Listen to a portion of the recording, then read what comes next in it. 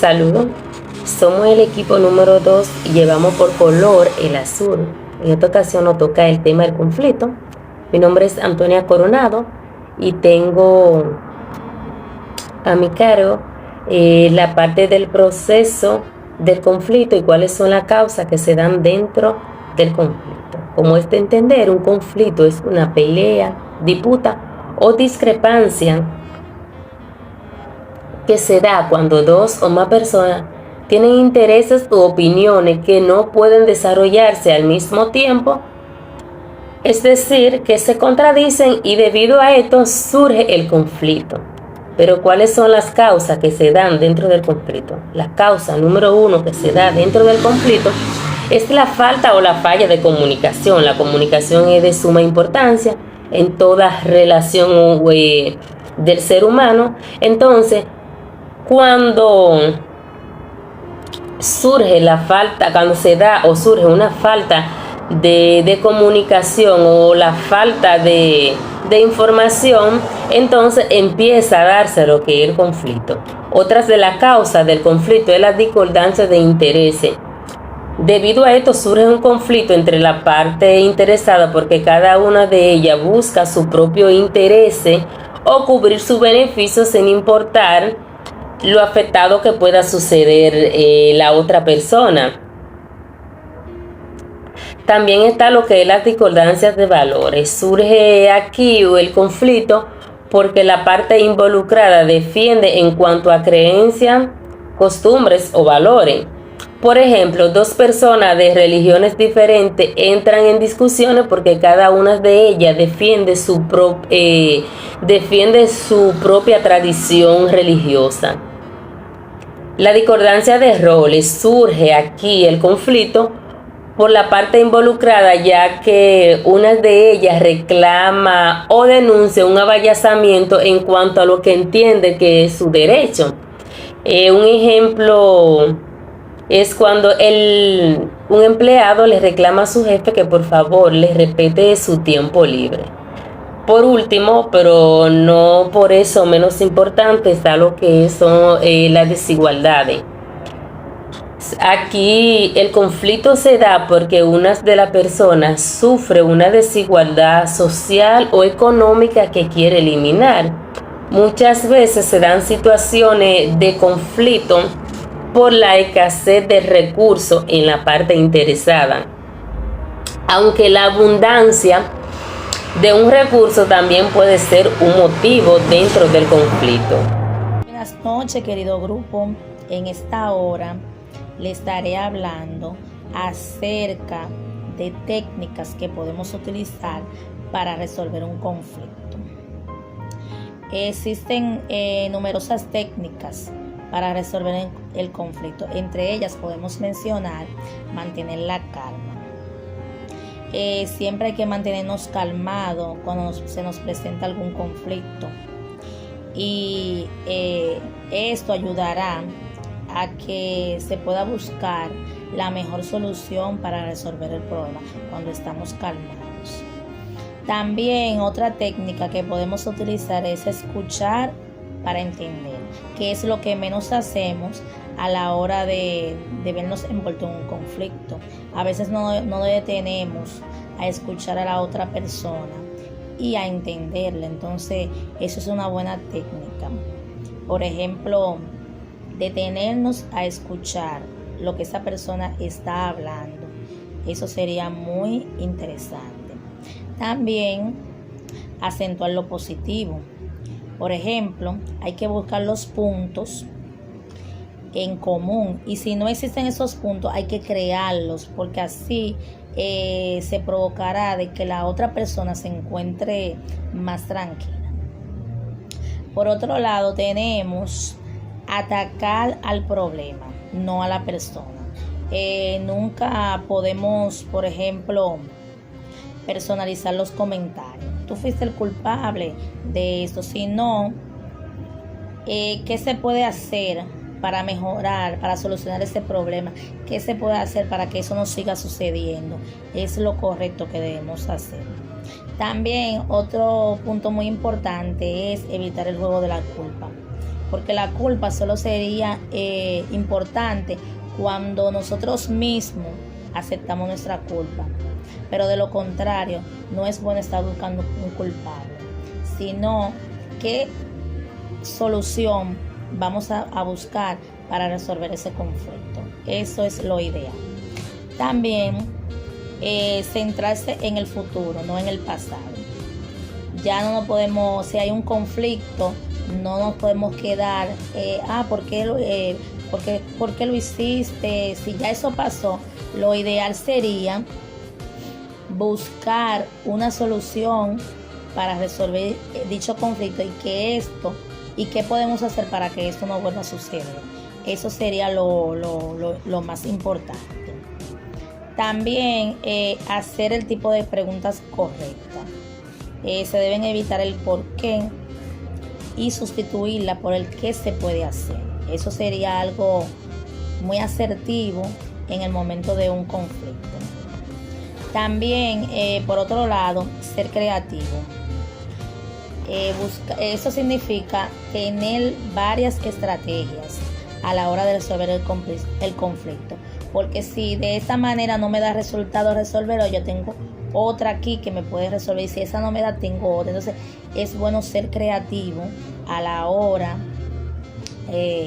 de resolver un conflicto, tener varias técnicas a la mano o bajo la manga, se podría decir también. Y por último, le podría decir que se puede celebrar, sería bueno celebrar el acuerdo, porque cuando, por ejemplo, en un entorno laboral hay personas que se encuentran envueltas en un conflicto y a veces ese conflicto se alarga por mucho tiempo. A veces las personas que están envueltas en dicho conflicto tienden a sentirse incómodas. Entonces, cuando ya se logra solucionar dicho problema, es muy importante que se celebre dicha solución de ese conflicto. Muchas gracias. Hasta aquí en mi parte. Los voy a dejar con mi compañera Ángela, que seguirá con el tema que sigue. Gracias. Buenas noches, mi nombre es Ángela Rivera. En esta noche estaré abordando algunas técnicas sobre las medidas para la resolución de conflictos. La primera técnica en abordar es la técnica de la negociación. Es una técnica donde los implicados ganan y hacen acuerdos que satisfacen los intereses comunes. En esta técnica de la negociación no hay tercera persona. La participación es voluntaria. La comunicación se realiza de modo formal en mayor medida. Resuelve el conflicto en las partes. La resolución se hace según las partes por medio de contratos vinculantes o de tipo verbal. Las dos partes implicadas ganan. Su finalidad es llegar a la reconciliación. La comunicación se realiza de modo formal. No hay paso a seguir. Resuelven las partes. El juez solo preside. Se realiza de forma vinculante, judicial o por medio de una resolución o recomendación. La otra técnica es la técnica de mediación. Busca comprensión mutua y colaboración para lograr un acuerdo entre ambas partes. La participación es voluntaria. La comunicación es estructurada tanto formal como informal. Resuelven sus conflictos. La resolución se lleva a cabo según los acuerdos de la parte interesada. La otra parte o técnica en abordar es el arbitraje. En esta técnica no hay ganador. Hay un perdedor y un ganador. La participación se requiere ya que hay una tercera persona y esta tercera persona es una persona neutra. Neutra quiere decir que no está de acuerdo ni con esta parte ni con la otra. La comunicación es de modo formal, ya que hay regla pactada entre ambas partes. Resuelve el conflicto el árbitro. La resolución se lleva a cabo según la vinculación con la recomendación de ambas partes. Hasta aquí mi participación. Sigue mi compañera Alessandra Poche. Muy buenas noches, tengan todos y todas. Continuamos con la toma de decisiones, criterios y factores. ¿Qué son la toma de decisiones? Esta la podemos definir como ese proceso que atraviesan las personas cuando deben elegir entre distintas opciones. Diariamente cada individuo está ante situaciones en las que debe optar por algo, y esa decisión no siempre resulta simple. El proceso de la toma de decisiones se activa cuando se presentan conflictos en diversos ámbitos de la vida, y es a ellos a lo que hay que encontrarles la mejor solución posible. Algunos autores también definen lo que es la toma de decisiones.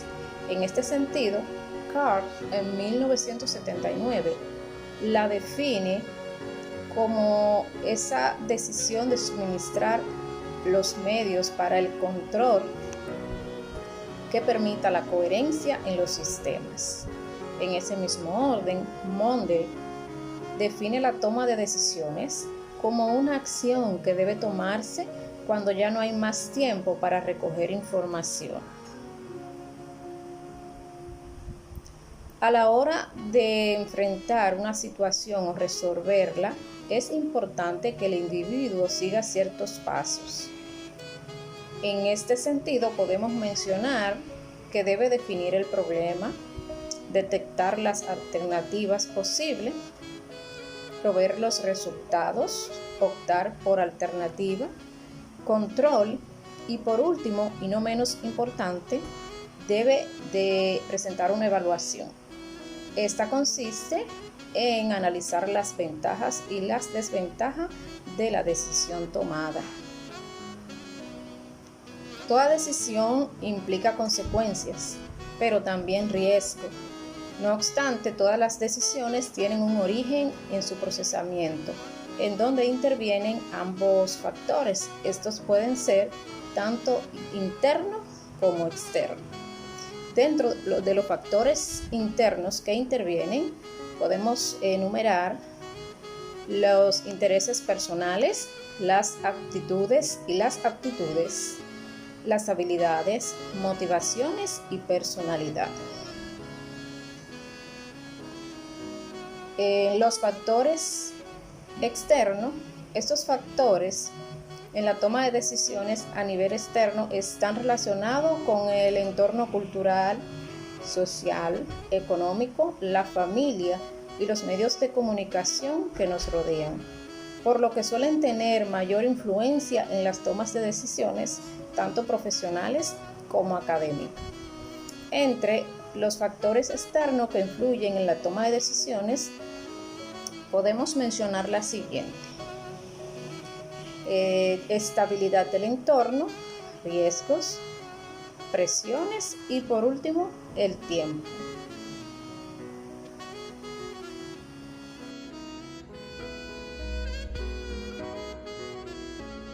Buenas noches, Xiomara Jiménez, con el tema etapas y modelos en la toma de decisiones. Lo primero que tenemos que hacer es identificar muy bien cuál es el problema. Número 2, identificar los criterios para llevar a cabo dicho proceso en la toma de decisiones. Luego pasamos a ponderación de criterios. Debemos de ponderar muy bien cuáles son los criterios que tienen cada persona involucrada en dicho proceso, es decir, en dicho conflicto. Y por último pasamos a la etapa del análisis. En esta etapa debemos de analizar bien los pasos mencionados anteriormente. Dentro de los modelos tenemos, para resolver dicho conflicto, el modelo racional, el modelo intuitivo y el modelo del proceso creativo. Muchas gracias, feliz noche. Y hasta aquí mi exposición.